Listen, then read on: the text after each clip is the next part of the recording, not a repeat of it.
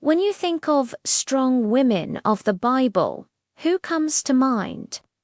Maybe Esther, the queen of the Persian Empire, or Deborah, the prophetess and judge of Israel. But what about Ruth? This young woman, whose story begins with devastating loss and ends with her being called the most beautiful of all the women in town. Let's meet the main characters in our story. Naomi is a Moabite woman married to a man from Israel named Elimelech. They have 2 sons, Mahlon and Chilion. Now, imagine this. It's ancient times.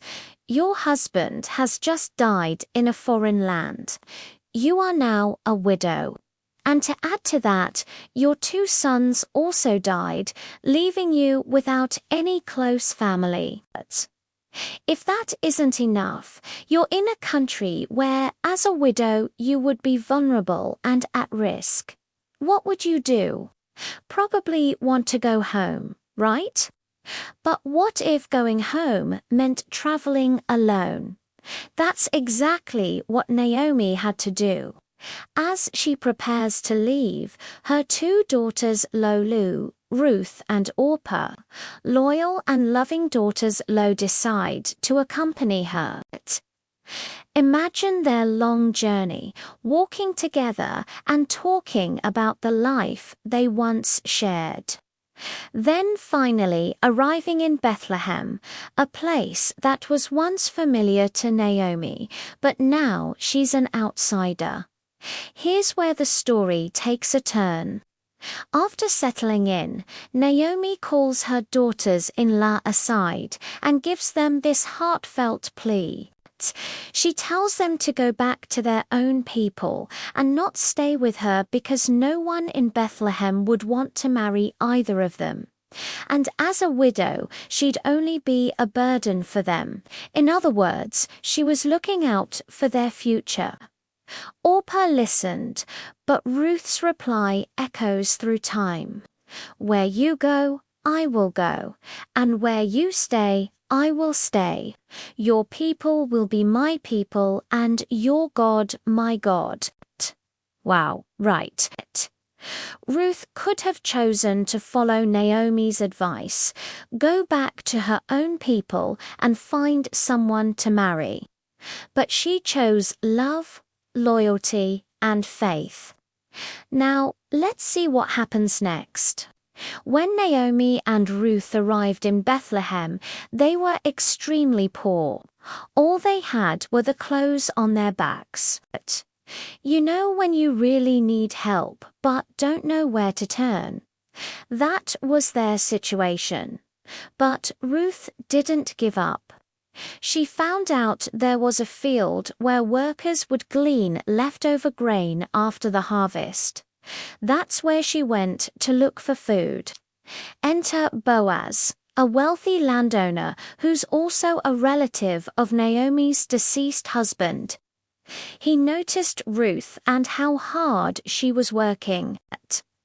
Instead of just giving her some food, he gave orders for her to gather the grain as much as she wanted. Not only that, but he also had his workers treat her kindly and give her special attention.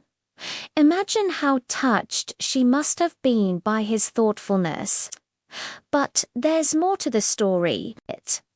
You see, in those days, a close relative of the family had the duty to look after them, especially Naomi and her daughters-in-law. This person was called a kinsman redeemer, and guess who was the closest relative? Yep, you guessed it, boss.